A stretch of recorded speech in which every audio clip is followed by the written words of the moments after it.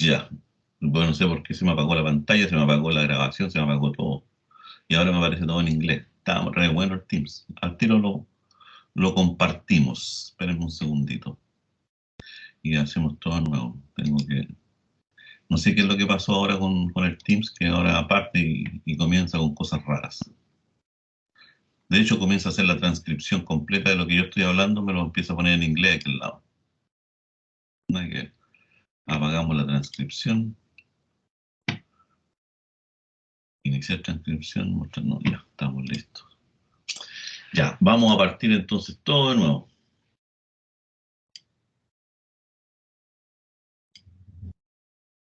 Todo de nuevo. Ese es el Git. Correcto, déjenme dejar las dos pantallas. Todo listo para... Ya, ahora sí. Creo que está todo ok ahora. ¿Estamos grabando o no? Sí. Según esto de acá se inició la grabación. Inició la grabación, ya. Ya, les dije yo, este semestre, ahí, ahora sí se ven, ¿cierto? Sí, Sí, profe. profe. Ya, contesten, pues, despierten, pónganle el despertador más temprano.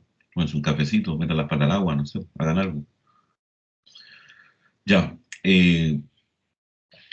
les dejé todo el material acá, de nuestro curso. Estamos en la sección 2.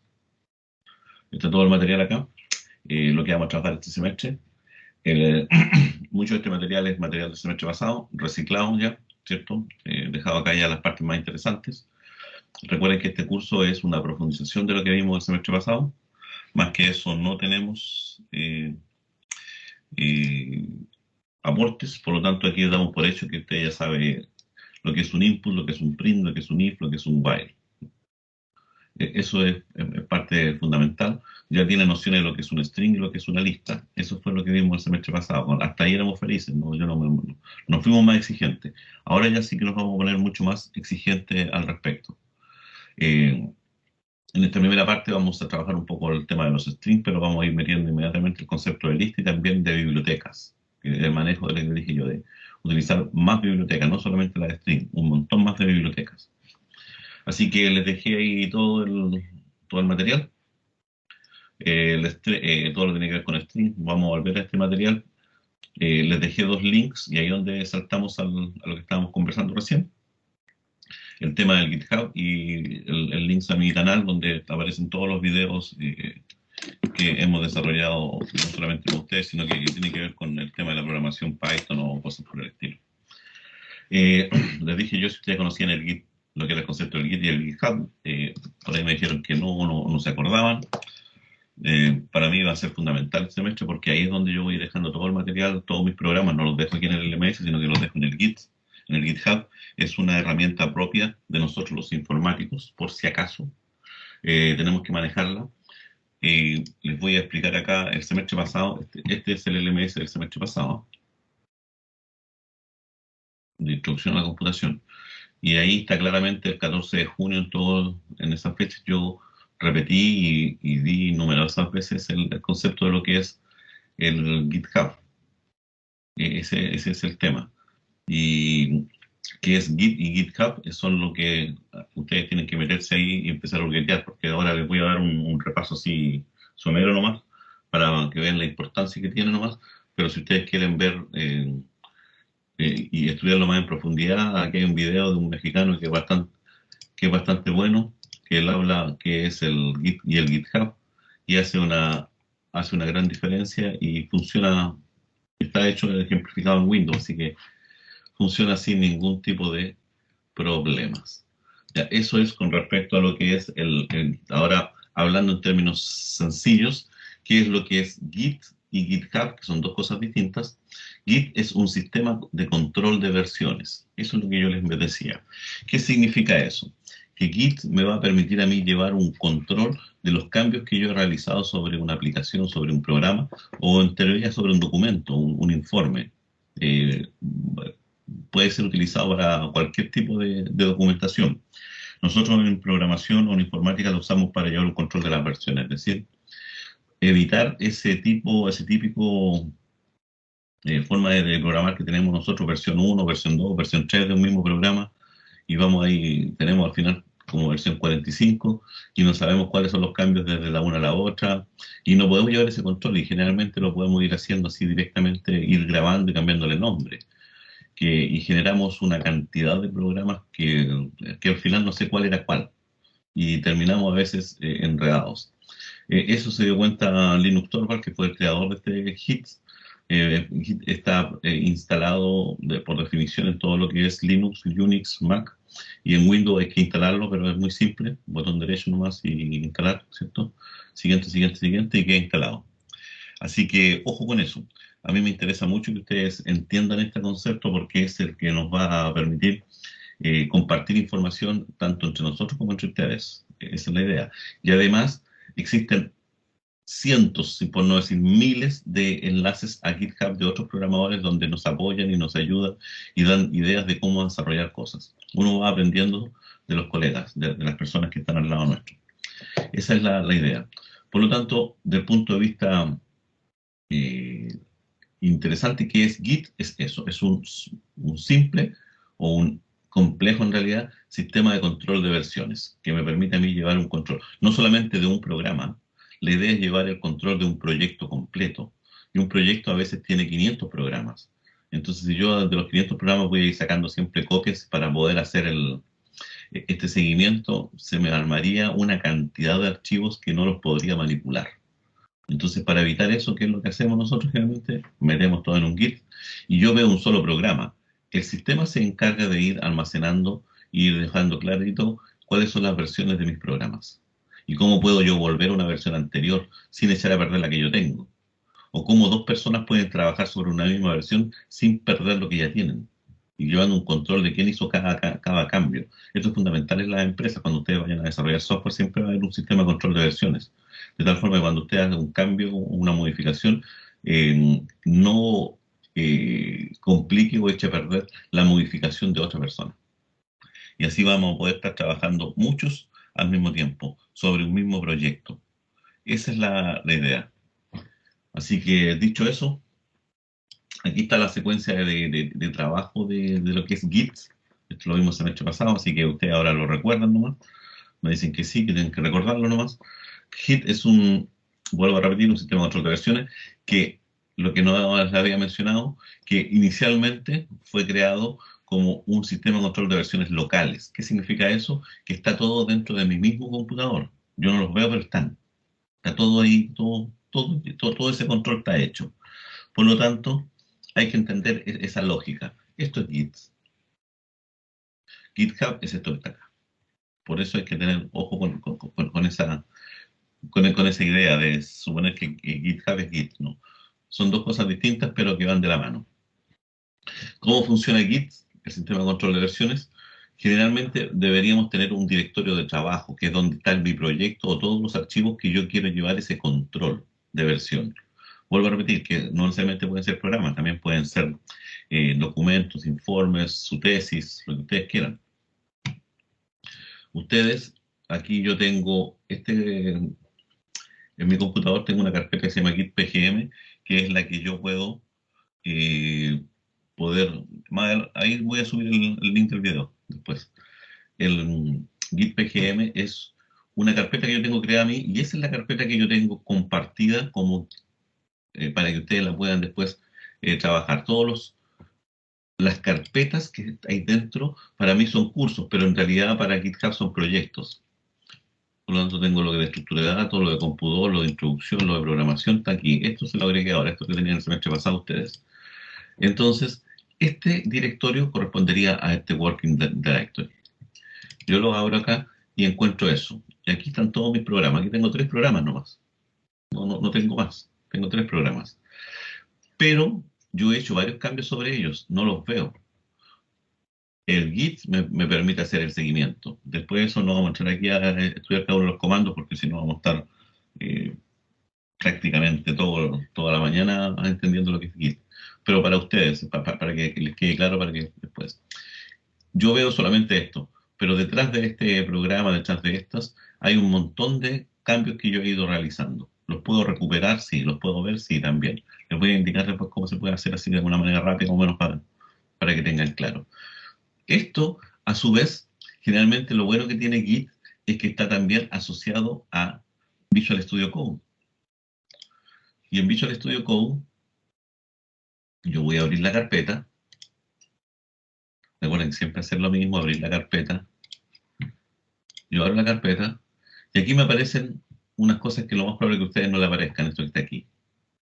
Esto indica, con estos colorcitos son nombres, que este proyecto, esta carpeta, está siendo seguida por el Git, es decir, está revisando todos los cambios que yo haga.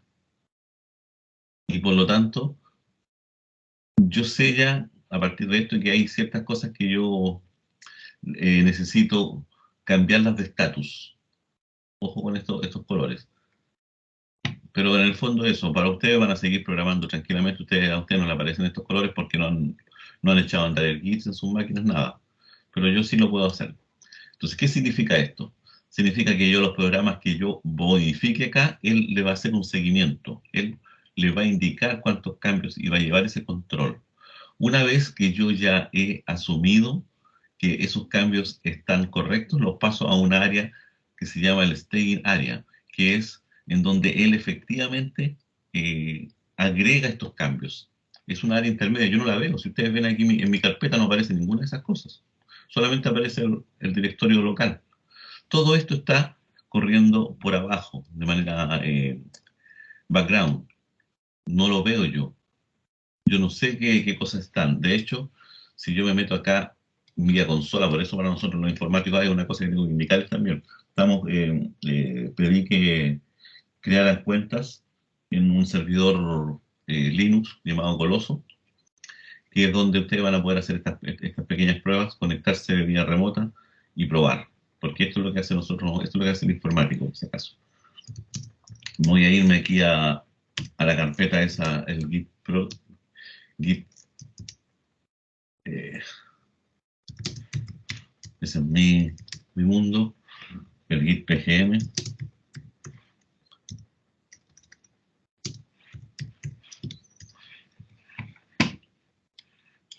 Git PGM. Ahí están las dos carpetas.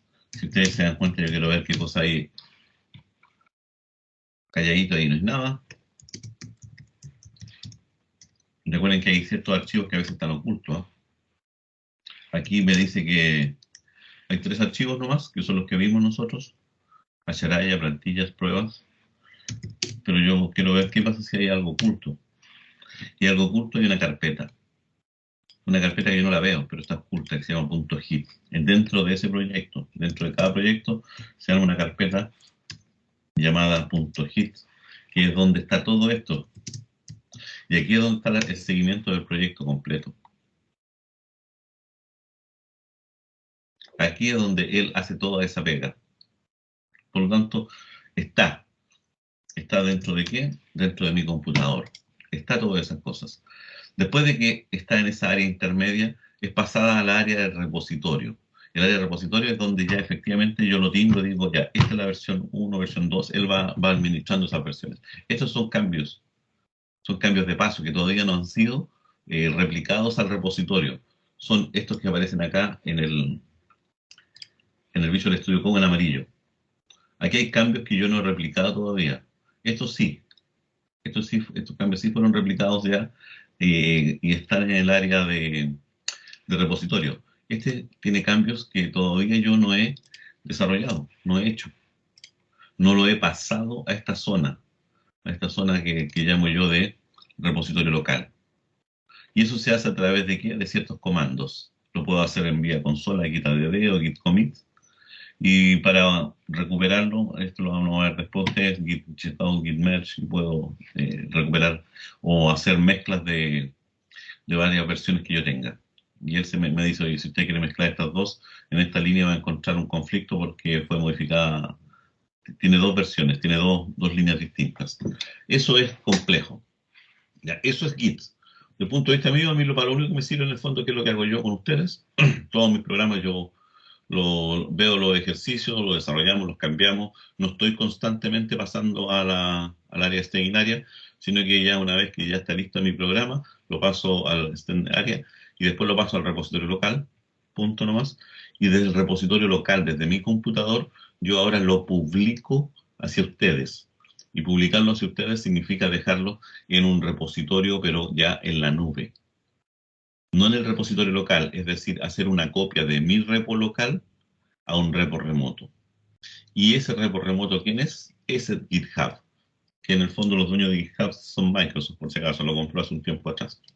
Hay varios repositorios más, pero el más utilizado es el GitHub. Y ustedes tienen que crearse una cuenta en GitHub nomás y pueden crearse la cuenta gratis. ¿Ah? Eh, Quedan públicos los repositorios, es decir, todo el mundo los puede ver, lo que yo incorporo ahí generalmente. Y entonces yo, ¿qué es lo que hago después de que termino mi clase? Me voy aquí a una aplicación que hay y le digo, replique mi repositorio local al repositorio remoto. Y punto. Y en ese momento ya está público. Y en ese momento, como todo el mundo tiene la dirección ya del GitHub, que es este que está aquí, tengo dos programas nomás, como le había dicho yo. ¿Por qué? Porque el tercer programa que aparece acá, este que es plantilla, aún tiene tres cambios, tres modificaciones que yo no las he hecho en commit, es decir, no las he enviado al repo local. Es decir, estoy en esta área. ¿Te das cuenta? Trabajé, le hice modificación y quedé acá. Ahora, ¿qué es lo que tengo que hacer? Pasarlas al repo local. Y una vez que las pase al repo local, con otro comando, que es git push, le digo ahora, esta publíquela en el repo remoto, es decir, para que aparezca en el mundo, en, el, en este. Y ahí ustedes sí lo pueden visualizar, porque ustedes tienen esta dirección, que es la que yo tengo publicada en este momento. De hecho, este fue hace el commit, es decir, cuando fue subido esto, hace 23 horas atrás, es decir, un día completo atrás. Eh, ¿Ustedes qué es lo que hacen con eso? Vuelvo a repetir, ya les estoy explicando cómo ustedes van a trabajar, pero ahora, si ustedes solamente quieren bajar información del GitHub, lo único que tienen que preocuparse es aquí bajar download zip y van a bajar todo lo que esté dentro de este proyecto, o pueden bajar archivo a archivo, pueden darle clic acá y ahí lo van a ver y con colorcito y les queda claro qué es lo que quieren. Si quieren hacer, ustedes pueden aquí abrir el archivo en GitHub Desktop, que es otra herramienta que les voy a mencionar, editar este archivo, borrarlo, o pueden hacer aquí en RAW. Generalmente uno, ¿qué es lo que hace? Lo deja en RAW y ahora lo copia. Si es que son muchos programas y yo no quiero llevármelos todos para mi computador y solamente quiero llevarme algunos, entonces ahí le hago eso. Esa es la idea. Aquí pueden agregarle ustedes un README, lo que ustedes quieran, pero este es mi repositorio. Fíjense que tiene unas líneas aquí de bifurcaciones. Yo puedo crearme un branch, es decir, yo puedo duplicar esto y empezar a trabajar y empezar a modificar, pero no modificar esto, sino que voy a modificar una línea de trabajo distinto, que es lo que hacemos cuando programamos con más de una persona. Si tres personas están trabajando sobre el mismo proyecto, parten todos del mismo punto inicial y a cada uno de ellos es una rama. Y ahí comenzamos el desarrollo. Después yo puedo juntar las tres ramas y tener el proyecto final. Por lo tanto, es interesante entender estos conceptos, que son los conceptos que no los conocen los otros que no son informáticos, por si acaso. Los no informáticos ni siquiera saben que existe el sistema de control de versiones, ni les interesa. Pero a nosotros sí nos interesa. Eso es, desde el punto de vista de lo que es el Git, el GitHub. Vuelvo a repetir, el Git es un sistema de control de versiones locales y el GitHub es un repositorio remoto. En el GitHub la idea es que reciba o respalde el repositorio local que yo tengo. Por lo tanto, si mi computador falleció y se perdió todo esto, sigue estando acá. Yo lo voy a poder recuperar y reconstruir mi proyecto. Esto es fundamental cuando ustedes estén trabajando en informes o en tesis o estén trabajando con varias personas en un mismo proyecto. Es fundamental. Así que se lo vuelvo a indicar. Denle una vueltecita más. Eh, Pueden buscar ustedes ahí en YouTube y poner un montón de enlaces como cómo funciona el Git, el GitHub. Hay cursos de 20 minutos, hay de media hora, hay cursos de 4 o 5 horas que están indicando completamente cada uno de los pasos. Pero desde el punto de vista nuestro, eso es lo que yo hago. Y para hacerlo más rápido todavía, más fácil, yo uso una herramienta que también está disponible para ustedes, para que no la compliquen. Se llama el GitHub Desktop, que es una herramienta. Vuelvo a repetir, vamos a hablar de nuestro concepto de herramientas. Y el herramienta, ¿qué es lo que hace? Me permite llevar todo este control, hacer este paso de aquí hacia allá. No tengo que hacerlo vía consola. Aquí yo tengo 3 archivos, ¿se dan cuenta? Ese archivo sí está, este no. Aquí me dicen los cambios que yo le he hecho en las versiones. Ahí cambié de creador a creador, eliminé esa línea, ¿se dan cuenta? Plantilla, aún nunca la he enviado al repositorio. Pruebas, aquí también agregué eso. Ojo, aquí este más indica que se agregó a la versión anterior que yo tenía. ¿Se dan cuenta? Por lo tanto, cada vez que yo haga cambios, estos van quedando registrados. Ese es el único que no existe todavía aquí en el GitHub, si ustedes se dan cuenta, no existe. Entonces, ¿qué es lo que hago yo después? Cuando termina mi clase, le hago acá y hago un commit al master, que es hacer este.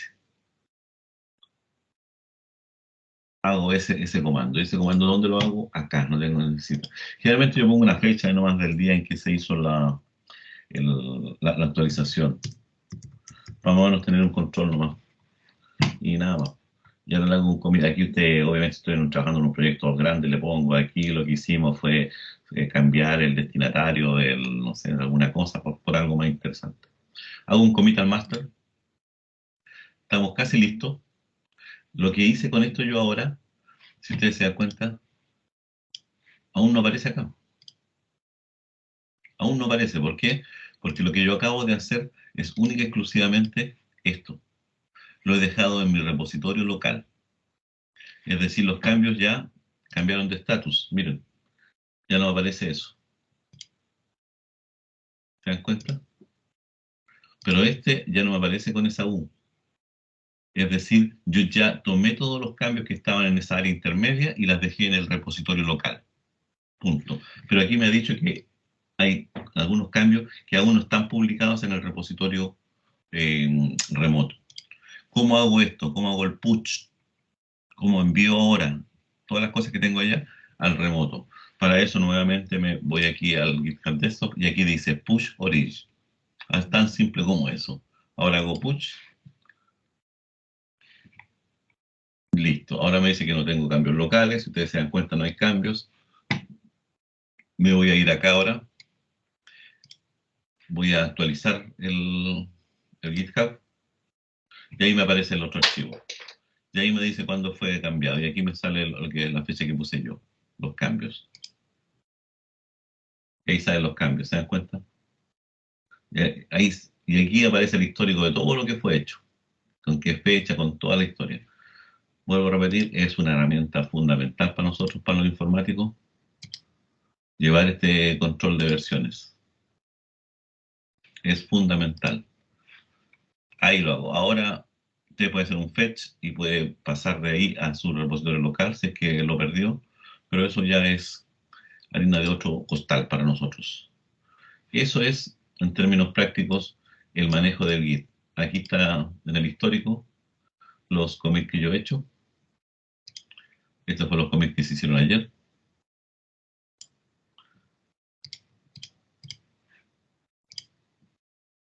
Eh, Hoy día esos commits, esto es lo que se hizo ayer. Aquí abro eso y aquí me salen los cambios. El más significa que se agregó, el menos significa que se borró por si acaso. Aquí, este fue el primero que se hizo. Veamos ahora qué es lo que hay acá. Acá ya hay cambios. Cambié esa línea por esa. ¿Se dan cuenta? Si me voy al repositorio de ayer, aquí, y creador ahí decía, ¿se dan cuenta? pero eso lo modifiqué en esta versión y esa versión ya me dice que, oye, tú tenías un creador y ahora tienes un creador. Ya, eso es en términos prácticos. Todas estas herramientas son gratis, son disponibles para ustedes. Por lo tanto, lo único que les puedo indicar es que úsenla. Yo voy a ir dejando todos mis programas ahí y ustedes, en el fondo, solamente necesitan conocer para mi clase el link. Ahí está el link al GitHub del curso, ya estamos listos. Y ahí van a ir quedando todas las aplicaciones. Ahora ustedes pueden irse más atrás a mi GitHub y van a tener más información. Para aquellos que quieran trabajar un poco más, es cosa que pongan no hacen en YouTube, ¿cierto? Para que vamos a poner las direcciones, Git y GitHub. Git y GitHub nomás. Y ahí le aparece Git y GitHub, práctica del curso, tutorial, inicio rápido para principiantes, desde cero, 26 minutos. Hay que darse su tiempo, hay que entenderlo. Hay que entenderlo. Cómo usar Git, GitHub, aquí está el curso de GitHub profesional, este es el instructor que lo creó, curso práctico, miren. Visual Studio Code y Git, ahí pueden aprender esto mismo, cómo configurarlo. Este es el que le decía yo que a mí me gusta mucho lo básico de GitHub Desktop, ustedes ponen cuál es la diferencia en Git y GitHub, y existen otros más. Yo uso GitHub porque es el que se usaba siempre, pero hay otros que ya no lo quieren, porque como pertenece ahora a, a Microsoft, entonces repositorios remotos.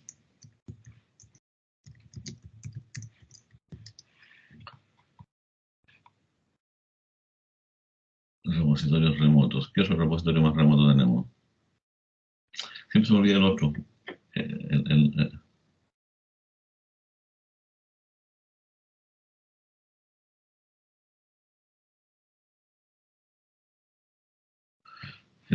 El GitLab, ese es el otro.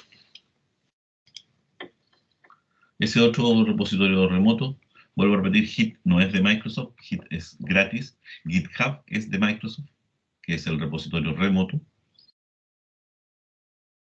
Pueden trabajar con GitHub, GitLab y existen muchos más. Ustedes eligen ahí cuál es el que quieran. Yo les recomiendo trabajar siempre con GitHub, no más. Aunque pataleen este GitLab. Y no sé si hayan otros más, generalmente.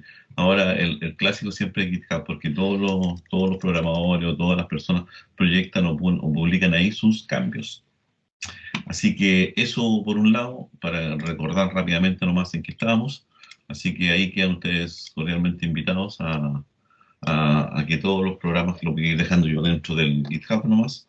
Y, y cada vez que yo haga un cambio, al final de la clase los publico. Durante la clase vamos haciendo varios cambios, no hago ningún commit todavía. ¿Hasta cuándo? Hasta que no esté seguro. Y en ese momento ya lo mando a esta área de aquí, lo saco y lo envío para acá. Aquí estoy metiendo cambio nomás. ¿Hasta cuándo? Hasta cuando ya tengo claro mi programa. Ese es el que mando al repositorio local y este es el que después mando al remoto, por si acaso. Así que les dejo todo eso cordialmente invitados. El semestre pasado tendrían que haber visto todo esto ustedes. Hay un manual de Git. Ustedes pueden buscar en internet ahí el manual de Git con todos los comandos y como esto es para trabajarlo a modo de, de consola por si acaso, ¿eh? Ahí explican. Así que ahí hay un resumen de los comandos para crear repositorios, cómo lo creo, para observar el repositorio, para ver qué es lo que hay, para ver las diferencias. Todos están aquí. Cómo lo puedo sincronizar con lo que yo hago, que es la pega, el trabajo de directorio, del staging area, del staging area al repositorio local, del repositorio local al repositorio remoto y viceversa. ¿Cómo hago estas pegas? Hacer esto de aquí a aquí es lo que significa hacer un ADD a mi proyecto, de hacer de estos de que son los cambios temporales que yo he hecho y pasarlo al repositorio local, es hacer un commit.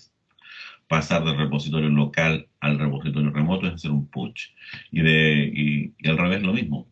Pasar de un repositorio remoto hacia uno local es un fetch, como ven, o pasar del repositorio remoto al working directorio, que es un pull, o pueden pasar del repositorio local al working directory, es hacer un reset, es decir, un commit al revés, o de aquí del staging area eliminar uno de esos cambios al hacer un reset nomás y vuelva a la versión anterior. ¿Se dan cuenta?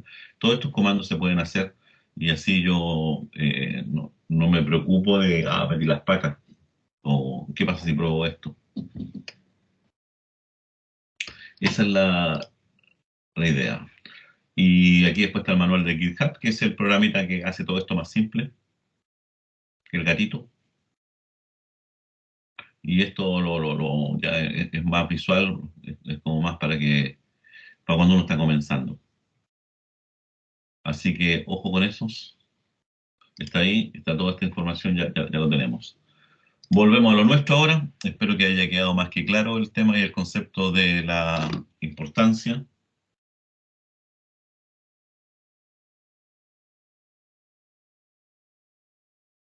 Sí, profesor.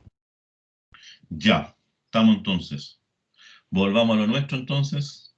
Y vuelvo a repetir, usen harto el...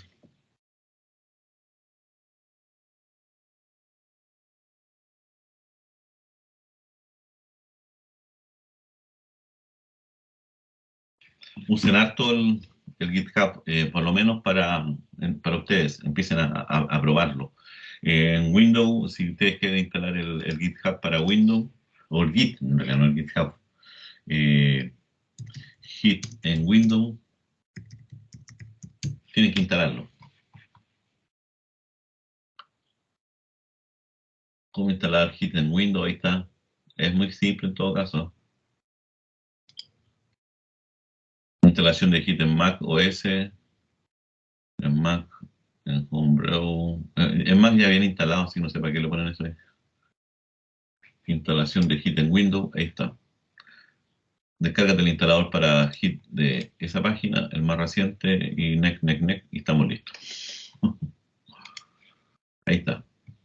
Ahí ustedes lo bajan, hacen el download y chao. Buscan ahí la versión que ustedes quieren para 32 bits o 64 bits. 64 bits yo les recomendaría. Y listo. Nada más. Ya. Volvamos a lo nuestro entonces ahora. Ya, ahí tenemos el guía del curso y aquí está el link a mi canal. De ahí en una de esas partes debería estar el de la clase del 14 de, de junio del año pasado, ¿no?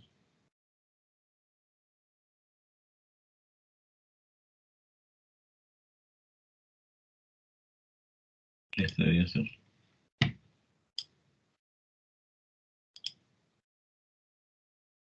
En una parte por ahí, no sé si era este.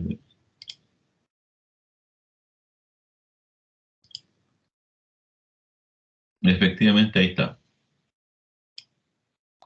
Ahí está explicado el día de ese día, por si acaso. Así que ahí, si quieren ver el video de lo que vimos nosotros ese día, está ahí. Se meten a mi canal nomás y en mi canal ahí buscan la fecha de intro y estamos listos. Ya, volvamos ahora a lo nuestro, que ya hemos echado a andar media hora con respecto a lo que es GitHub, pero era necesario explicarlo y de una manera un poco ya más concisa y más de informático. Vamos a trabajar hoy día. El documento, este resumen de la instrucción, ustedes ya lo tienen. Aquí vimos lo que son las asignaciones. El semestre pasado vimos el input, vimos el print, vimos las estructuras condicionales del if y el while. Aquí está todo el resumen ese de lo básico. Pero aquí es importante entrar en materia. El input lo que entrega es un string siempre. Lo que captura, aunque meta puros números, lo que captura es un string. Por lo tanto, si yo necesito transformarlo a número, es decir, ingrese un número, eso es lo que le estoy pidiendo acá, él necesariamente tiene que transformar ese input, que es un string, no es un número, aunque esté formado por puros dígitos, lo tiene que transformar en un número real, y eso lo hace a través de un caracterizador, o un customizador, o un modificador, que en este caso es un int. ¿Qué significa eso? Que yo estoy, ojo, asegurando que lo que la persona me digitó es un número entero. Por lo tanto, si está correcto, entonces él puede hacer esta transformación de string a número entero. Pero ¿qué ocurre si la persona se equivocó y digitó letras? Cuando hagan ustedes este dato, esta transformación les va a dar un error. Y eso son las cosas que nosotros no podemos aceptar. Nosotros tenemos que preocuparnos y trabajar eso. ¿Qué ocurre ahora si yo lo que lo necesito no es un entero, es un float, es un real?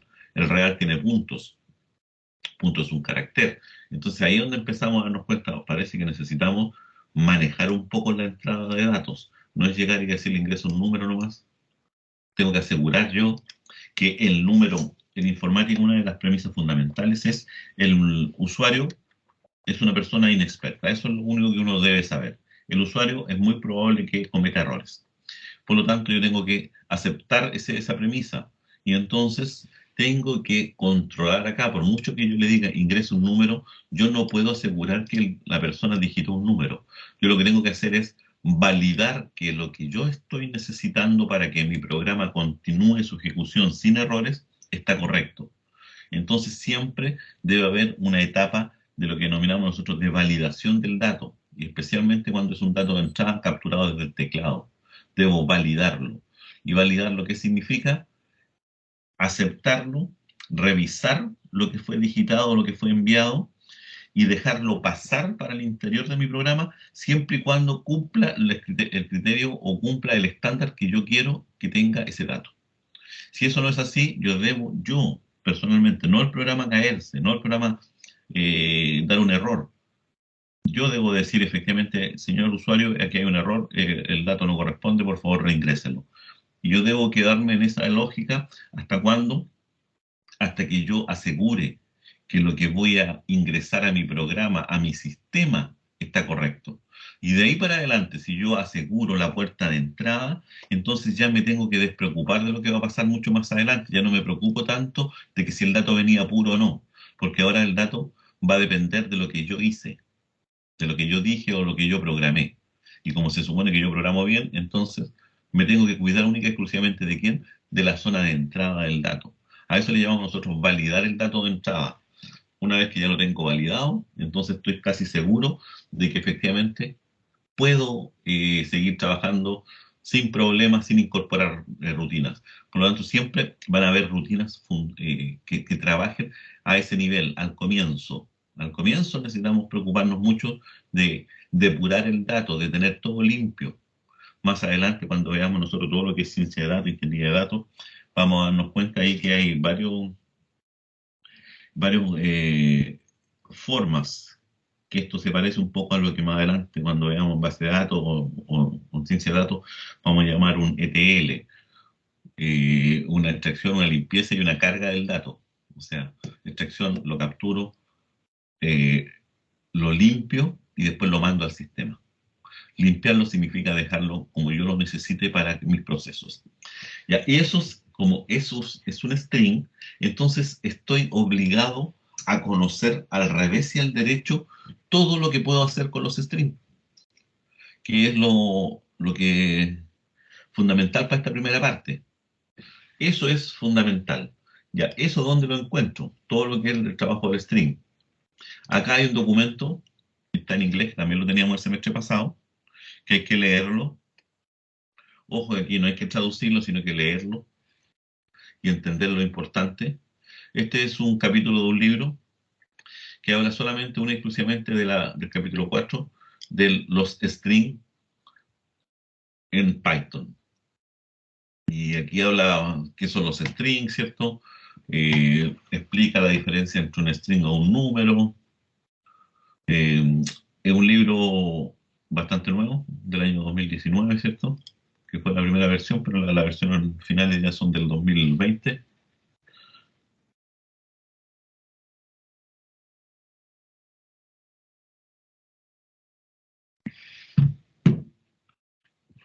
Ya. Ahí queda claro que los strings en Python pueden ser con comillas simples o comillas dobles. Ustedes eligen ahí nomás. Existe el string vacío, es decir, que tiene comilla y comilla que no tiene nada adentro. Eso es un string vacío, pero es un string. Ahí están las representaciones, como les dije yo, puede ser con comillas simples, comillas dobles. Aquí se explica todo eso, ustedes lo pueden leer. Esto es un comentario. Esto es ilegal. ¿Qué es ilegal? Partir con comillas simples y terminar con comillas dobles.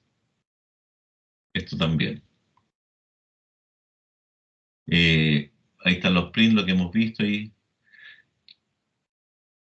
toda la explicación. Aquí siguen ustedes ya el tema de la concatenación de string, que en el fondo no es sumar, sino que es pegar. Eso es una concatenación de string.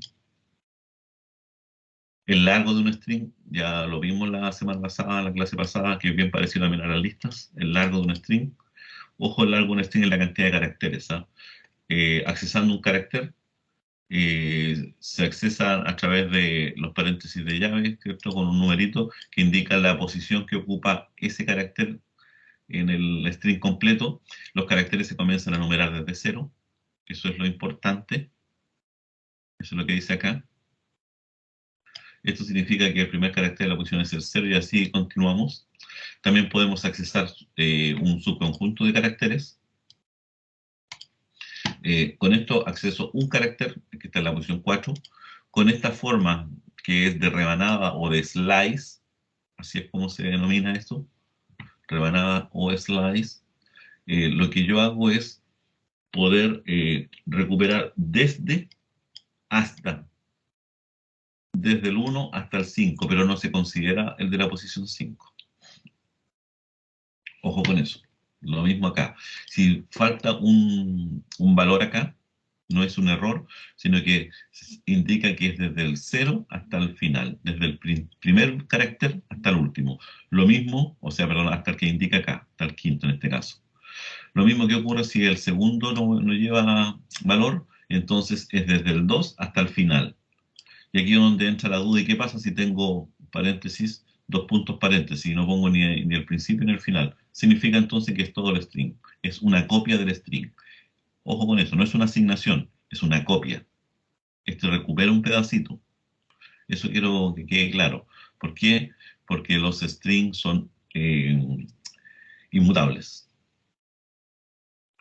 Ya, aquí están. Y lo otro importante a entender es la repetición de un string. Si usted tiene un asterisco y lo multiplica por 10, no es que salga 10 por asterisco, sino que significa que el asterisco lo repitió 10 veces. Entonces es una forma rápida de generar strings largos cuando yo necesito. Si yo imprimo lo mismo acá, voy a tener 10 veces hi, hi, hi. Eso es fundamental. Y la otra cosa importante que también tenemos que recordar con los strings es el concepto del split. El split es la división de un string. La división de acuerdo a ciertos caracteres que yo voy a usar como divisores. Y yo decido cuál es ese carácter que me va a permitir a mí dividir. Recuerden que un string es una secuencia completa de caracteres. Entonces yo puedo indicar uno de esos caracteres específicos, va a dividir el string en pequeños, en substring. Y todos estos substring completos van a ser asignados a una lista. Ojo con eso. Lo que se genera al hacer un split de un string es una lista de string. Eso es importante que lo recordemos. Por ejemplo, si yo tengo aquí, si tengo este string, que es la película del bueno, el malo y el feo, ese string, y yo hago el título, es decir, ese string, le hago punto split. Recuerden que esto es un método, es decir, le voy a aplicar el método split al string llamado título, es decir, a este yo le voy a aplicar el método split y pongo un espacio en blanco. Eso significa que él va a dividir a través del espacio en blanco, es decir, eso él va a considerar que la palabra de es un substring. La palabra good, coma, es otro substring. La otra palabra de, bad, con la coma incluida, and, de, todas esas son palabras por separado, ¿se dan cuenta? Incluyendo la coma. ¿Por qué? Porque yo las separé usando el espacio en blanco. Yo defino cuál es el separador. ¿Y qué es lo que genera él? Esto que está acá, que es una lista que tiene 1, 2, 3, 4, 5, 6, 7 substring, 7 string. Recuerden que como es una lista, también este está en la posición 0, en la posición 1, la posición 2, la 3, la 4, la 5 y la 6. Eso es. También podría haber Profesor, spliteado una o duda. haber... ¿Sí? ¿Cómo después yo, como guardo todos estos cambios, o se colocan directa, o se guardan directamente en la misma que acabo de cambiar, por así decirlo? No lo puedes tú asignar a una variable. Vale, Le puedes asignar a la misma variable a otra. Puedes poner, por ejemplo, title1 igual title.split y lo que viene acá. Y en la variable que tú asignaste te va a quedar una lista. Y por lo tanto ahora eso es tranquilamente una lista y tú puedes ahora ir recorriéndola.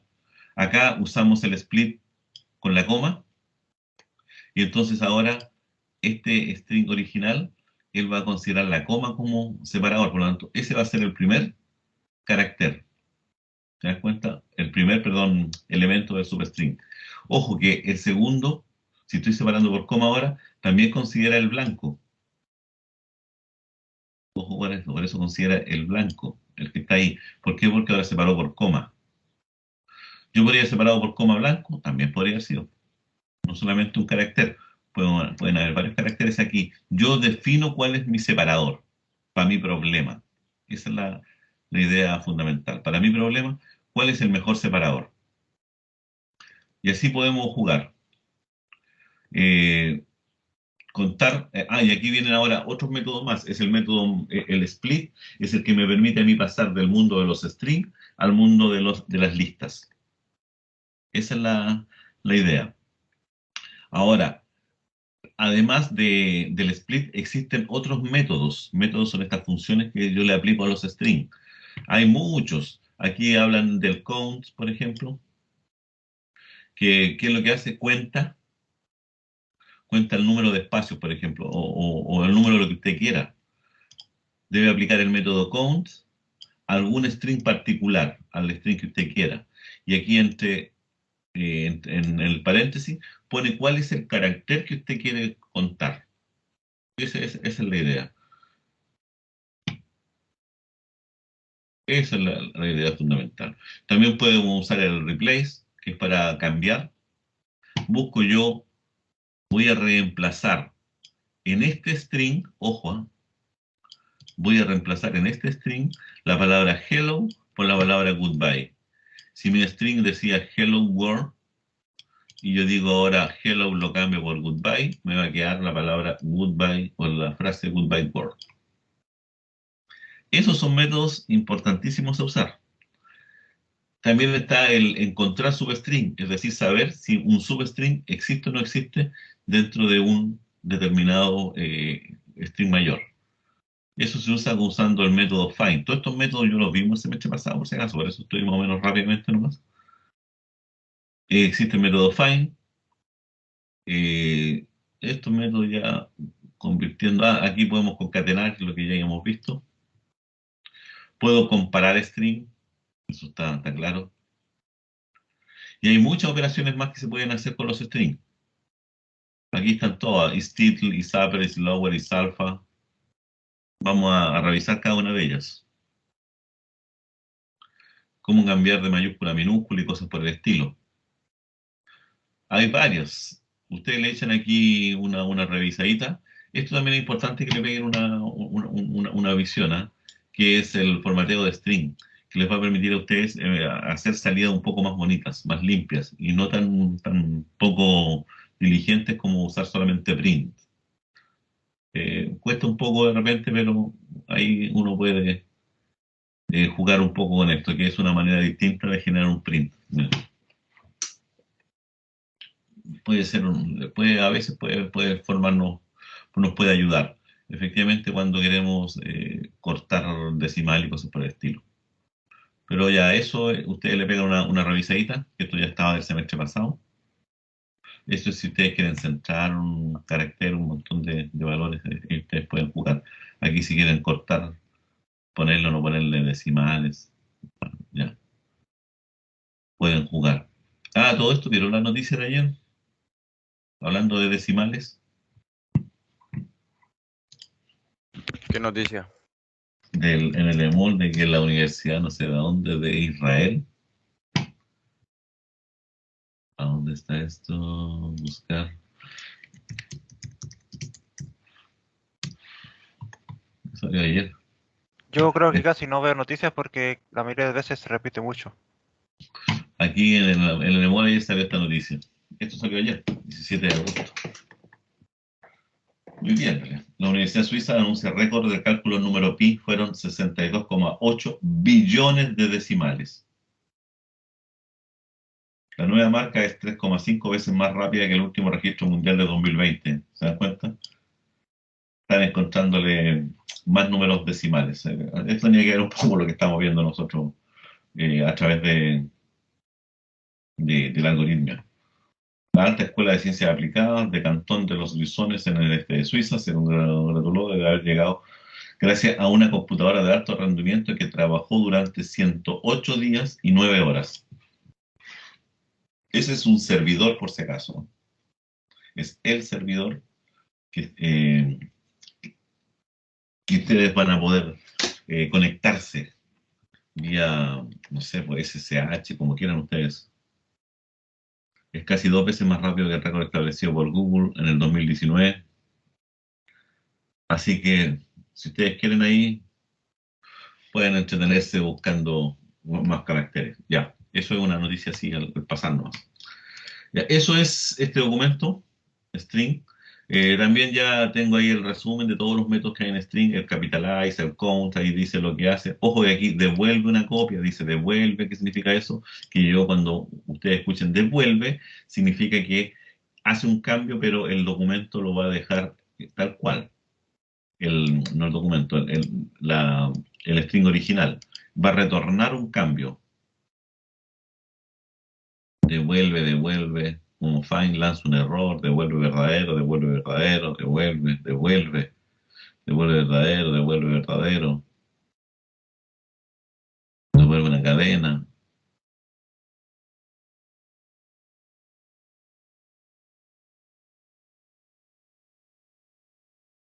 Y ahí tienen ustedes varios, eh, varios métodos, son todos los que vimos. A mí me interesan algunos, por ejemplo, isAlum, isAlpha, isDigit, isLower, isSpace. Estos son interesantes porque me están preguntando si tienen o no existen ciertas cosas dentro del que es lo que vamos a ver a continuación. En el número 2 también volvemos a repetir lo mismo, aquí ya hay unos ejemplos, ¿cierto? Aquí yo me equivoqué porque aquí capitaliza en la primera letra, nomás tiene mayúscula, esa es mayúscula, esa es minúscula y esa minúscula debería ser, pero está todo correcto. Aquí está el formato para los strings. Hay varios más de estos documentos que ustedes pueden aquí revisar. Aquí hay unos ejercicios más que hicieron el semestre pasado, los vuelven a retomar. Les dejé un libro de programación también para aquellos que quieran profundizar un poco más. Es un libro de programación orientado a Python. Son bastante nuevos, segunda edición. Estaban el semestre pasado ya también. Este es un libro del año, en la versión original de 2014. Y tiene todo lo que a ustedes se les pueda ocurrir con respecto a Python y a entrar a programar. Ahí se supone que deberían ir ustedes al código, pero no vamos. Ese es un libro original. Y el otro libro original es uno de Python, que es de donde yo extraje el capítulo 4 de los strings. Este libro es más nuevo, creo. Creo que este libro es más nuevo.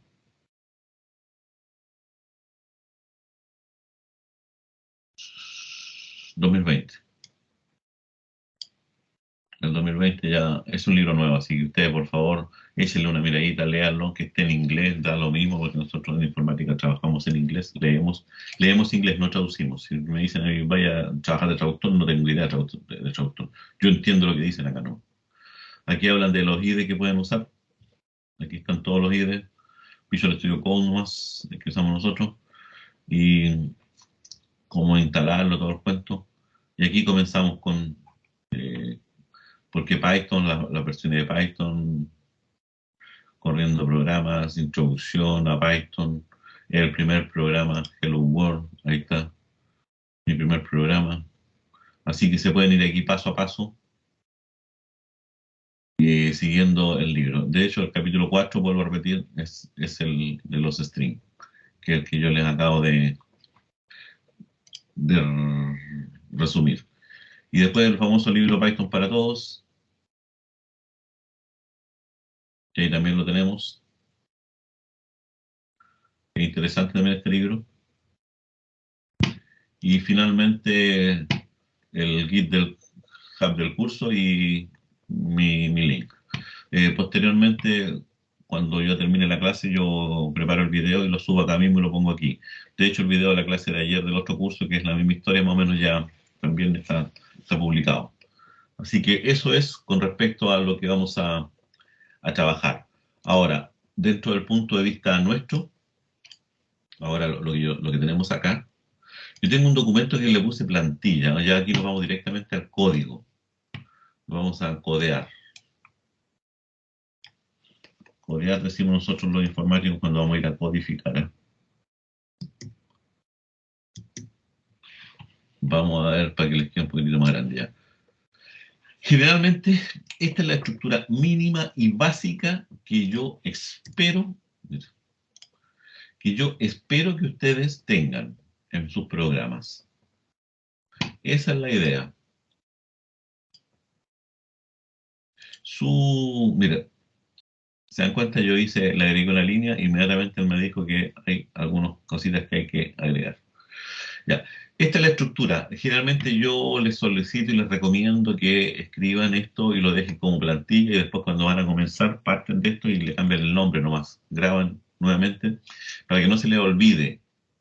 Siempre en la plantilla vamos a entender estas instrucciones. Esta para Mac no me funciona mucho porque no está orientado a eso, pero es muy probable que en Windows sí. Acá, para entender qué significa esta plantilla, que es la estructura básica, debo tener ciertos mensajes que yo le envío al traductor, al intérprete. Estos son para el intérprete.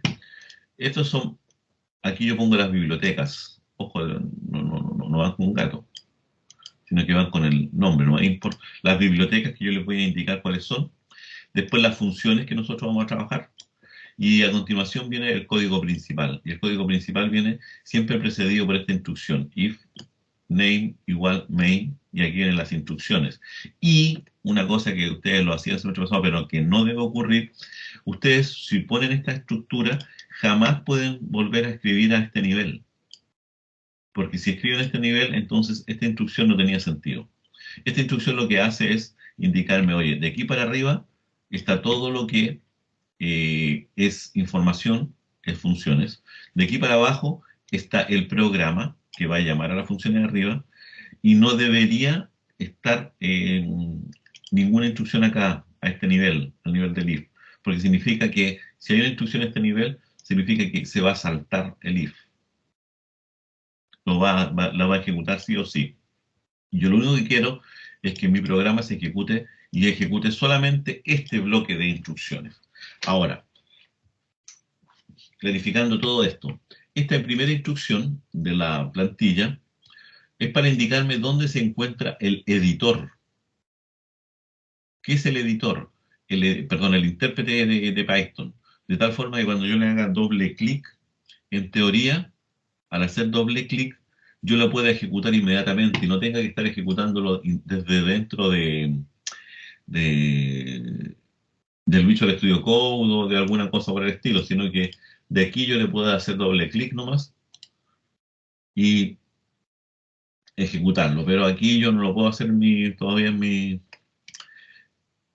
Acá porque acá me dice que la aplicación predeterminada para eso es Xcode, que Xcode es el editor básico para poder escribir programas en Python, perdón, en Mac. Entonces aquí yo tendría que indicarle o eliminar el Xcode y ahí tendría que ir a buscar y a decirle dónde está y todo un show. ¿Lo puedo hacer? Sí, lo puedo hacer, pero por el momento no me interesa, sino que lo único que quiero que ustedes entiendan que esto que está aquí es la dirección donde se encuentra el intérprete, es decir, el que va a ejecutar esto.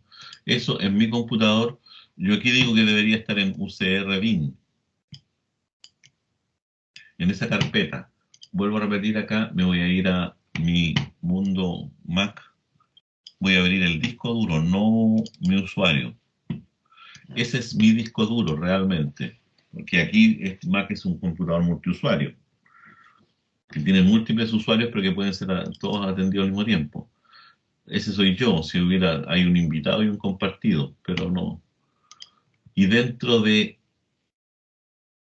me dice que dentro de USR, pero aquí no hay ninguna carpeta USR. Entonces, ahí es donde yo necesito efectivamente irme a la consola. Y ahí me doy cuenta que existe el UCR. Es decir, cosas, yo estoy en la raíz de mi disco duro, estoy en el C2 punto, y en el C2 punto está el UCR. Y el USR, y dentro debería haber una carpeta que se llame bin. Y dentro de una carpeta que se llama bin. Por lo tanto, me voy a la carpeta bin. Y dentro de la carpeta bin debería haber algo que se llama Python. Y vamos a ver acá. Vamos a ver si hay algo que se llama Python. Que es el intérprete. MNOP.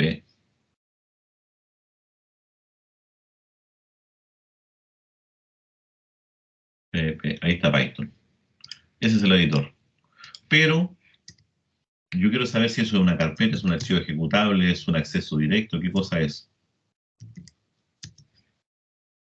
Hago el listado, pero ya de una manera mucho más eficiente, y busco Python nuevamente, y me doy cuenta que Python, esto de aquí me indica que esto es un archivo. Si aquí hubiera una D, me indicaría que es una carpeta. Y si hay una L, me indica que es un link, un enlace directo, un acceso directo de los que ustedes conocen en Windows. Un acceso directo. Por lo tanto, Python me dice que es un acceso directo, pero es un acceso directo a esta carpeta completa, miren. Punto atrás, System, Library, Framework, Python Framework, versión 2.7, bin 2.7, es decir, en el fondo, en teoría, está apuntando a la versión 2.7, por eso no lo puedo ejecutar. ¿Y eso cómo puedo llegar yo a ellas? Me voy 2 puntos, decía cd 2 puntos, y aquí decía System,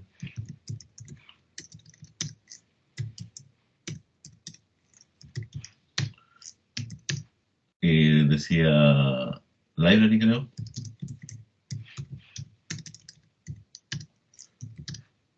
Y ahí creo que decía, si mal no recuerdo,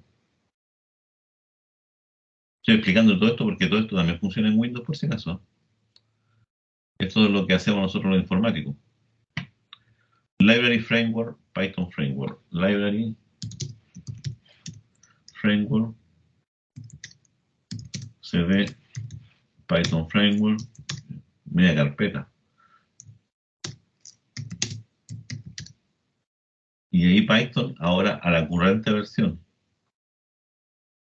Ahora Python, que está aquí, que es un acceso directo, me dice que ahora me tengo que ir a la versión. Y aquí me voy ahora a la current, la que está current es la activa, la vigente. Y current. Y ahí tengo Python. Por fin llegué a Python, miren. pasa por todos esos enlaces, ¿se dan cuenta? Por eso realmente encontrar un error cuesta mucho, porque te balancea por todos lados, pero Python sabe dónde está, el Mac sabe dónde está. Entonces, eso es lo más bonito de todo esto, que uno puede pasearse por todo esto y no deberíamos tener grandes problemas. De hecho, si mal no recuerdo, ¿dónde dejé eso? Porque ustedes se van a meter a un servidor. Yo le estoy solicitando crear la cuenta, crear el acceso y que ustedes puedan pasearse por estas cosas.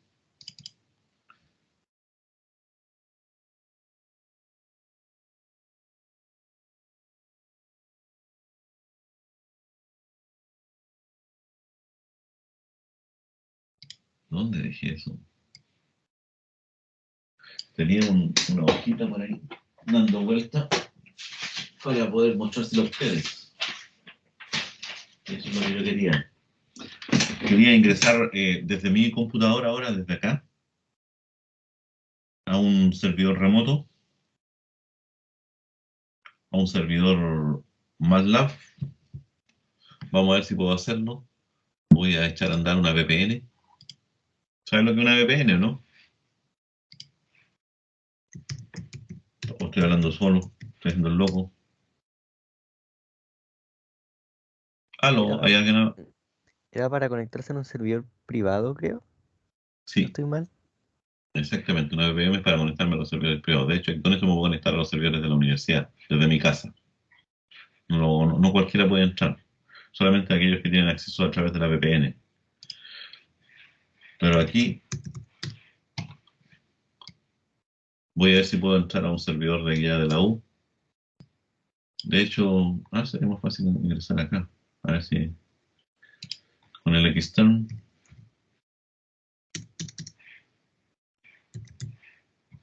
Con Termius. Esto es como se actualizó el otro día, por eso.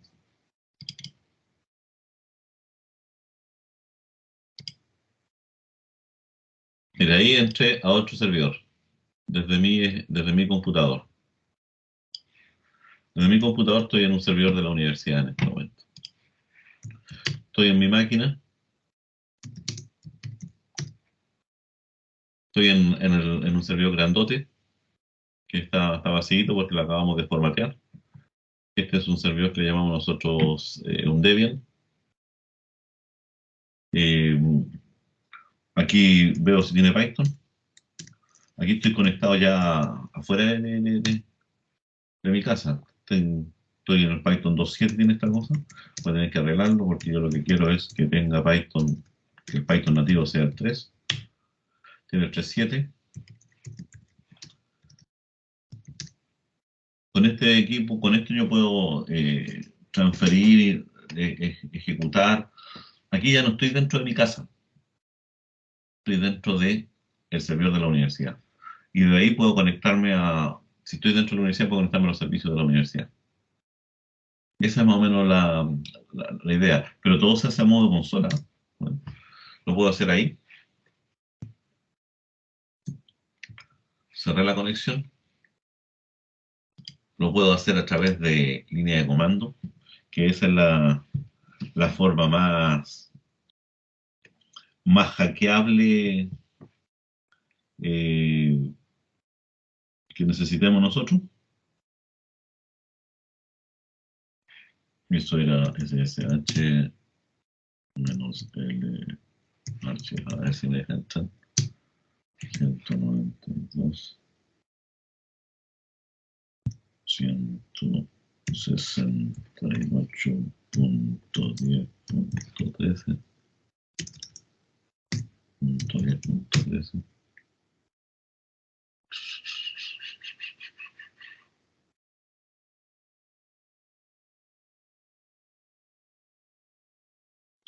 Que cambió.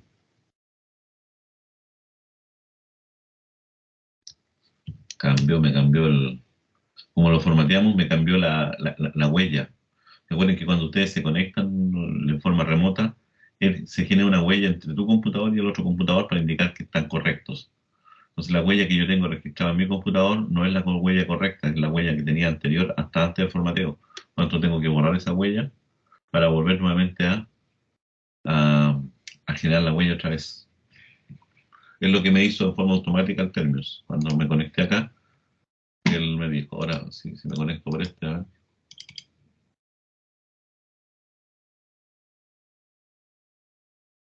No me está dejando entrar como... Ahí sí. Saquélo nomás, profe. No, que te crees que yo.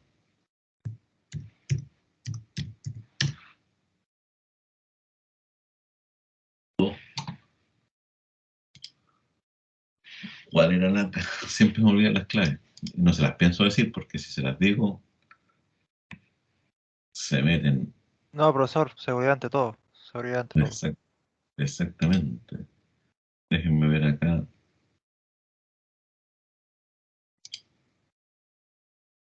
Ah, ya. Cambiamos la clave por eso. Es que esto lo vemos siempre con el encargado del laboratorio.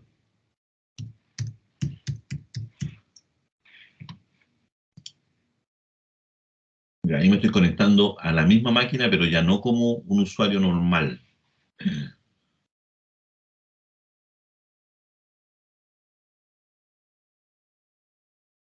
Estoy tratando de conectarme como un superusuario, como el dueño de la máquina.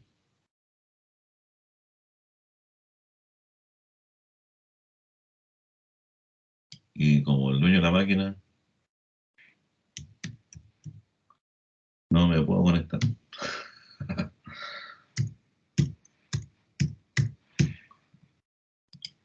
Vamos viendo, si no, me va a echar al agua. No, Eso cambié sí la no es clave. bueno. ¿Mm? Es decir, que se superó a sí mismo en su nivel de protección. ¿No está bien eso? Está bien.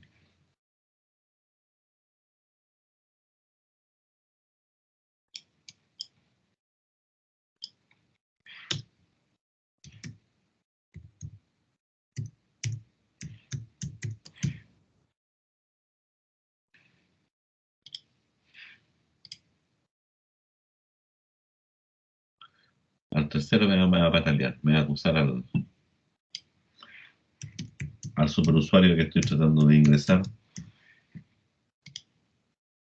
Ya, si no, no, cambio la clave. Vamos clarito. Pero puedo entrar por el mío.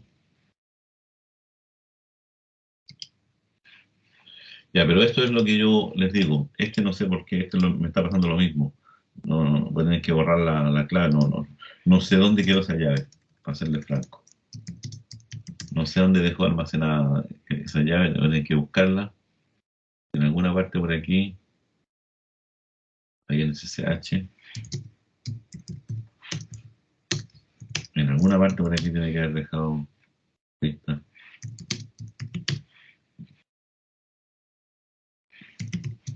Este debe ser el archivo que me está hinchando. Esta es la clave.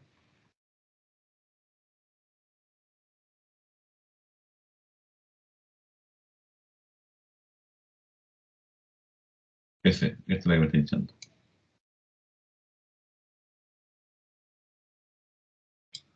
Ese. Ya. Pero ahí para que ustedes se entretengan. Ahí cuando termine mi clase me voy a dedicar a tratar de arreglar el entuerto. Ya, estábamos entonces nosotros en el tema aquí de dónde ir a buscar. Eso ustedes tendrían que, una de dos, o dejan la instrucción como esa o la borran, y en su computador tendrían que buscar dónde está instalado el Python y poner esa ruta de llegada de Windows. En Windows, ¿dónde está la carpeta? ¿Dónde está el archivo Python? Ahí ustedes deberían eh, incorporarlo. Esta otra línea, el coding UTF-8, lo que indica es que yo todo lo que voy a escribir va a ser en esta codificación estándar internacional llamada UTF-8, que si ustedes se dan cuenta que abajo en Python, va en el Visual Studio Code, me dice que él está trabajando sobre esa codificación. Es esa codificación. ¿Ustedes la pueden cambiar? No, no se lo recomiendo. Es la codificación estándar para poder escribir nuestros programas para que pueda reconocer las tildes, todo. El ideal es que ustedes pongan siempre esa línea. Por eso la dejamos como un template. Después viene el tema de importar bibliotecas. Existen tres formas de importar bibliotecas. Está la manera import biblioteca, que importo una biblioteca que yo quiera, la biblioteca mat o lo que a ustedes se le antoje, que es lo que vamos a ver al futuro. Los comandos básicos de string ya están importados por si acaso. Existe otra forma más de importar bibliotecas, indicándole from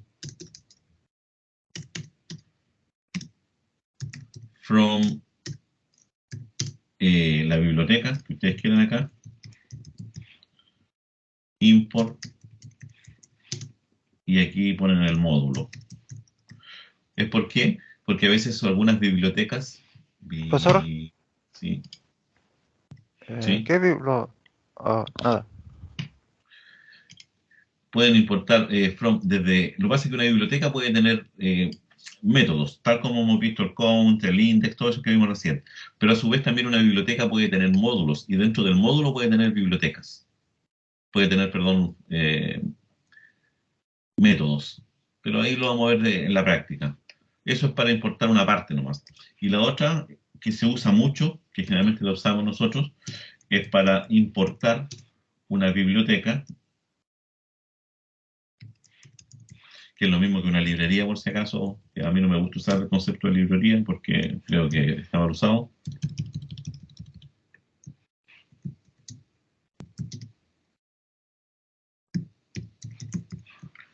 Ya, eso es para darle un alias a mi biblioteca. Vamos a verlo recién, lo voy a ver en un ejemplo nomás. Pero son las tres formas de importar. Importo la biblioteca completa, y por lo tanto las funciones que están en su interior voy a tener que saber cómo llamarlas.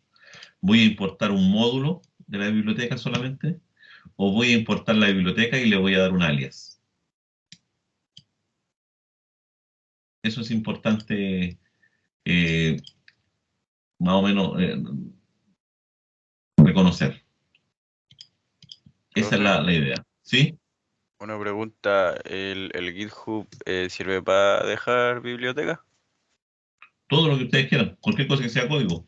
Usted dijo que íbamos a trabajar con biblioteca y no sé cuáles específicamente, entonces usted las va a ir dejando ahí. No, que las bibliotecas están, hay que instalarlas.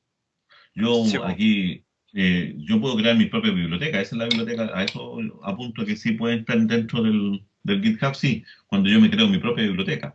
Pero nosotros vamos a trabajar con bibliotecas que ya están creadas, que lo único que hay que hacer es instalarla nomás. Ah, ya, y entonces esa biblioteca, bueno, usted nos va a Sí, orientar. ahí les voy indicando cómo instalarlas. Ya, Ya, aquí están las tres. Aquí después vienen las declaraciones de las funciones. Aquí viene el código principal siempre de esta manera. Ojo, el guión bajo, no guión medio, guión bajo, name guión bajo, es una variable, por si acaso. Es una variable. Es una variable que almacena el contenido o que almacena el tipo de programa que se está ejecutando en ese momento, que yo he cargado. Si lo que viene dentro de esa variable es main, significa que el programa que se está ejecutando es un programa que yo ejecuté desde línea de código, que no es un programa que lo ejecutó mi programa. Un programa puede ejecutar otros programas, sí. O sea, este programa podría llamar a ejecución a otro programa, sí. Podría importar otro programa, sí. Pero en la variable name va a quedar almacenado si soy un programa principal, es decir, si a mí me ejecutaron de línea de comando o me mandaron a buscar desde dentro de un programa. Acá lo que interesa siempre es reconocer que soy el programa principal. Y eso viene dentro de esa variable. Si dentro de esta variable viene main, significa que a mí me ejecutaron desde el programa principal y por lo tanto soy yo el que tiene que hacer todas estas vegas.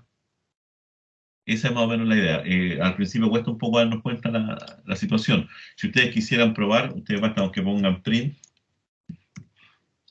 y pongan guión bajo. Miren, todas estas son funciones o variables que tiene el sistema. Todas estas que comienzan con guión bajo, guión bajo, guión bajo. Entre esas están name. Si usted eso lo ejecutamos ahora, miren, Así de simple nomás.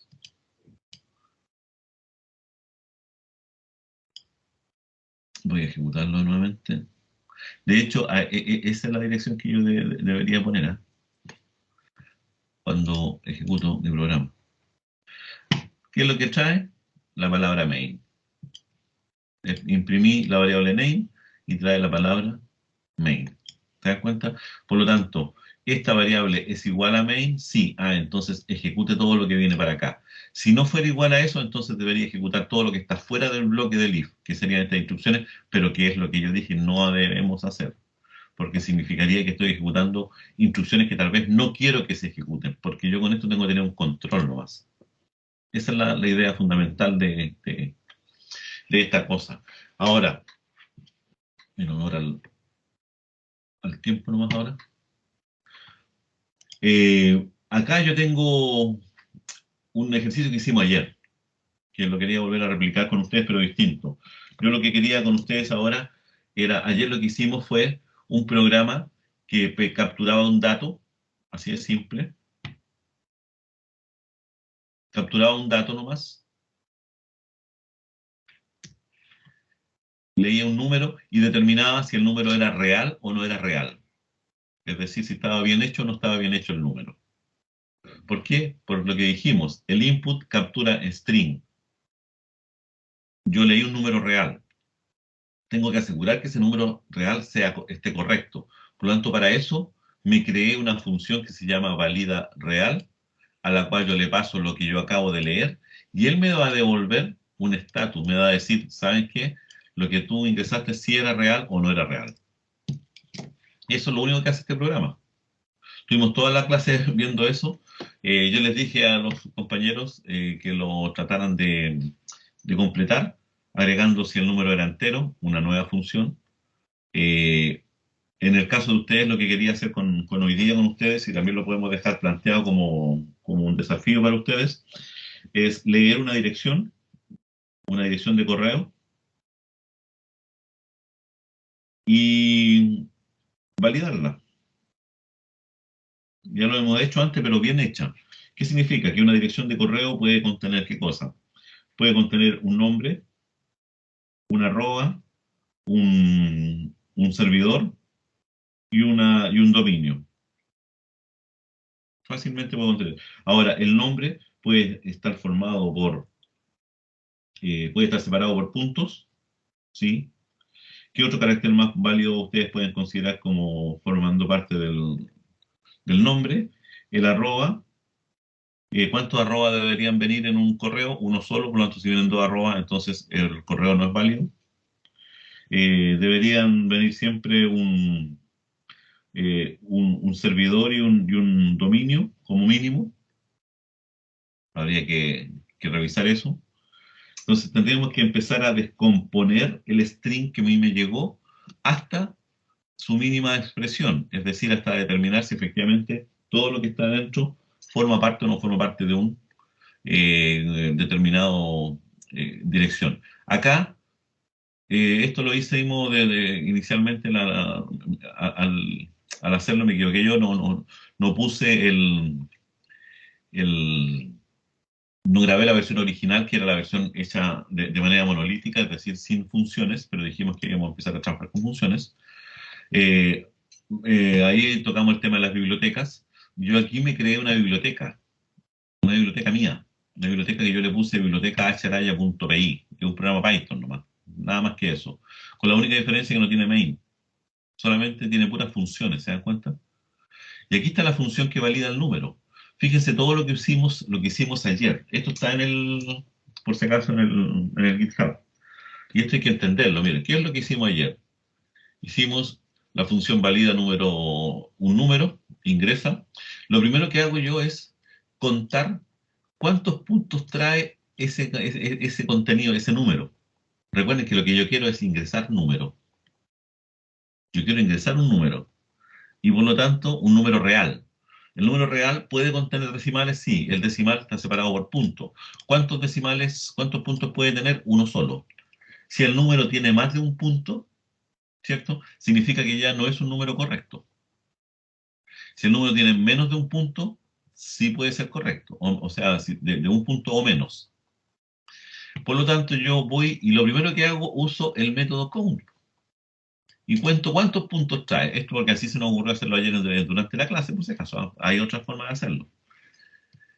Cuento cuántos puntos trae esa variable. Si esa variable contiene una cantidad mayor a un punto, es decir, 2, 3, 4, lo que sea, entonces yo voy a devolver un falso y devuelvo el número, ¿no? Por hacer algo. ¿Qué significa eso? Significa que efectivamente lo que yo acabo de digitar no está correcto. No está correcto.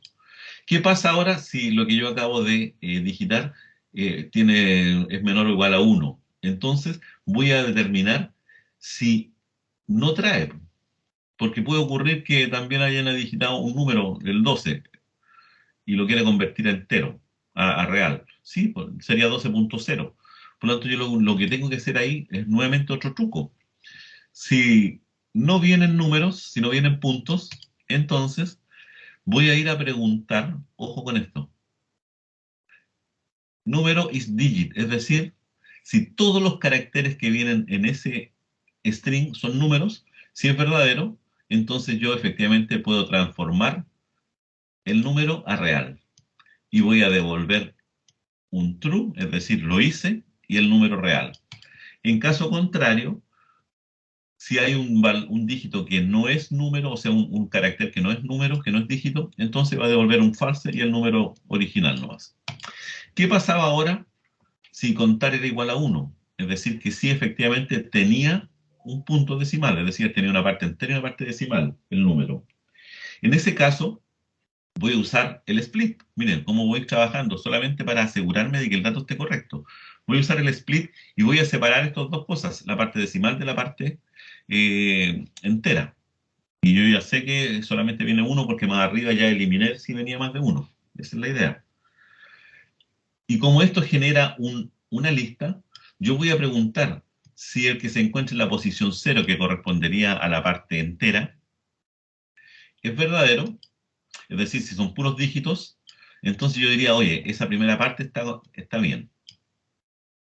En la parte entero trae puros dígitos, perfecto. ¿Qué pasa ahora si esa parte en 0, si alguien digitó algo así como .5? Ese primer dividir 0, este primer elemento de la lista, tendría un largo 0, porque no existiría nada. Pero en ese caso estaría correcto, porque .5 es un número entero, ¿verdad? Es un número real. Entonces yo digo correcto. Ahora, ¿qué pasa? Si no, entonces yo voy a asumir que es falso nomás. Así de simple. Si el largo de esto es igual a 0, perfecto. Si no, falso. Eso lo hice para la parte entera. Vuelvo a repetir. Si la parte entera tiene puros dígitos, entonces estamos correctos. En caso contrario, si el largo de la parte entera es 0, entonces, ok. Si no, entonces, chao. No era número entero. No era número real, perdón. Hago lo mismo para la segunda parte, que correspondería a la parte de los decimales. Pregunto lo mismo, si es dígito, si es 0, porque alguien me puede haber puesto 1 punto. Y eso correspondería al 1.0. Tengo que pasar por todas esas posibilidades. Y después ya una vez que tenga todo esto claro, voy a preguntar, oye, OK1 y OK2 ¿son verdaderos? Es decir, la parte decimal está correcta y la parte entera está correcta, sí. Entonces yo devuelvo el número real. Si alguna de ellas tiene falso, significa que el número no era un número real. Por lo tanto, no puedo hacer. Metí dos funciones más nomás para que vean que esto es una biblioteca. Está acá. ¿Y dónde funciona eso? Acá importo la biblioteca yo. Ojo, importo la biblioteca como HA. ¿Esto qué significa? Significa que la biblioteca HRaya yo la voy a importar con el alias de HA, de tal forma de que cada vez que yo haga uso de las funciones que están en su interior, tengo que anteponerle HA. Con eso me aseguro de que ninguna de las otras posibles bibliotecas que otra persona haya escrito le dé el mismo nombre, porque podría existir un valida real en otra biblioteca y ahí queda la escoba. Eso se logra al trabajar la biblioteca, importar la biblioteca como con un alias. Lo podría haber hecho de esta manera, tal cual. Y podría haber evitado este de aquí. y evito este de acá. Y evito este de acá, pero ahí me va a dar error, pues miren. Si ustedes se dan cuenta ya, está reclamando. ¿Por qué? Porque importé la biblioteca Charaya. Voy a ejecutar esto. Me dice que no existe eso. Claro, porque no le he dicho de dónde lo va a sacar, pues. Yo podría haber puesto entonces haber trabajado con la otra biblioteca, la otra forma de cálculo, la otra forma de cargar bibliotecas. From Acharaya import asterisco. Importe todas. Y ahí dejó de haber error, miren. Ahora ejecuto. Ahora sí, pues me dice ingrese número 1.5. Número es real. Eso es todo. Vamos a poner un número que no sea puras letras, ¿sabes? O cosas raras. Me dice no corresponde a un número real. Vamos a asegurar ahora 1 punto. Es un número real. Voy a ejecutar punto 5. Es un número real. Voy a ejecutar ahora, voy a probar 1.a. Profesor, No es corresponde. ¿Sí? para hacerlo más rápido, utilice el STRL F5 si puede, para activar inmediatamente. Ya. Ya, pero ahí tenemos la biblioteca. ¿Qué problema tiene al hacer esto? Al importarla de esta forma. ¿Qué problema podríamos tener nosotros con nuestras propias bibliotecas? Que si hay otra biblioteca por ahí de Juanito Pérez, que también tiene una función que se llama valida real, el programa va a entrar en conflicto. ¿Cuál voy a poder utilizar? ¿Cuál uso? ¿La mía? ¿La tuya? Entonces, de ese punto de vista, lo que correspondería siempre en este caso es importar la biblioteca. Esto es válido para cualquier tipo de biblioteca cuando encuentren ustedes, generalmente la Matplotlib, que la vamos a ver en la próxima clase, así viene. Import Acharaya as HA, le pongo HA, incluso le podría poner con mayúscula para que quede claro que es mía. Ya. Y entonces acá ahora, yo cada vez que voy a ejecutarla, debo decirle, oye, ¿desde dónde sácala? Sácala desde ahí, desde HA.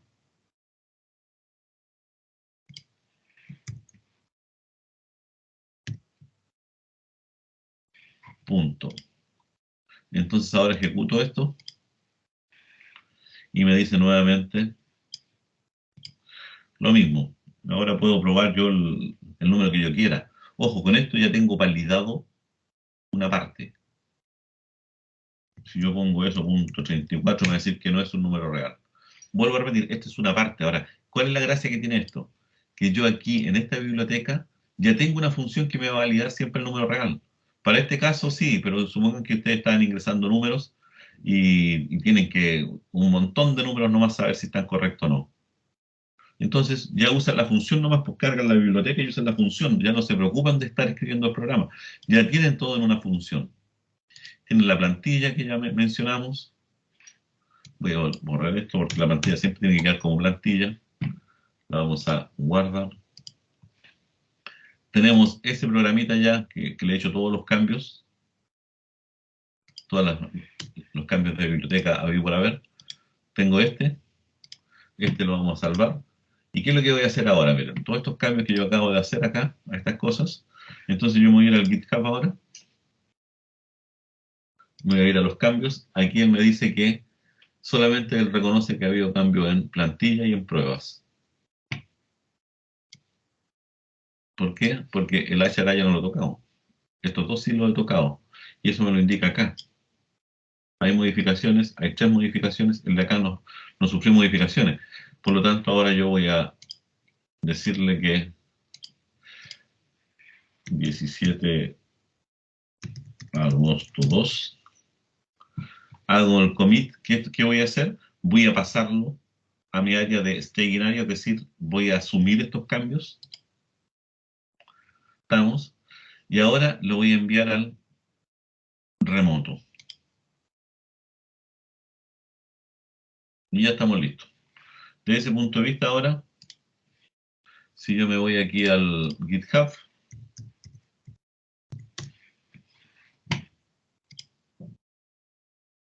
Hace 22 segundos que lo actualizó. El otro no lo actualizó. ¿Se dan cuenta? Va actualizando aquellas cosas que efectivamente han sufrido modificaciones. Eso es la idea. Si revisamos el pruebas, nos damos cuenta que está con mayúscula. Esa es la idea de, de estos, de usar el GitHub. Creo que es fundamental que ustedes lo usen, ¿no? Si me indican a mí, yo creo que tenemos que acostumbrarnos. Ustedes van a encontrar siempre ejemplos, ¿ah? Cuando pregunten alguna cosa en GitHub, ahí él es el que generalmente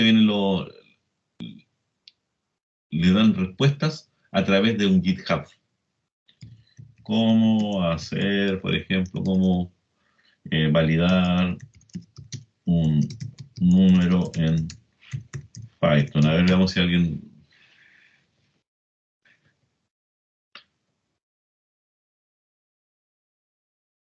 Código Python, no, esto era muy simple, por eso no lo pusimos. Pongamos cómo era un número en Python, pongamos GitHub.